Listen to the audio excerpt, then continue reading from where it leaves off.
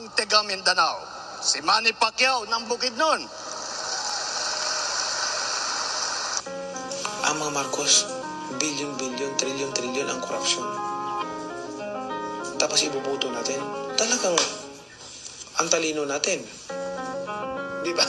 Ang talino talaga natin. Alam ko, matatalino naman ang taong bayan. Naniniwala pa kayo na sangkot sa korupsyon si Marcos? Ayon sa Supreme Court, bakit hindi tayo maniniwala? Wala na tayong gobyerno kung hindi tayo maniniwala sa desisyon ng Supreme Court. Hindi rin malayo magkaroon ng martial law. Pagka si Bongbong ang magkakaroon ng martial law ulit. At yan ay pagsisihan ng taong bayan. Pag-isipan ninyong mabuti dahil ang pagsisisi laging nasa uli. Mark my word.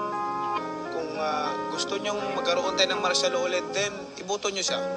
Yun lang ang ano ko, ay malaki ang posibilidad na magkaroon tayo ng martial law. Maniwala ka sa akin. Siguro naman ang taong bayan mautak.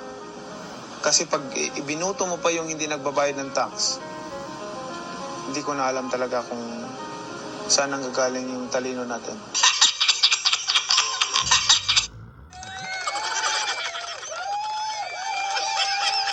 O ayan,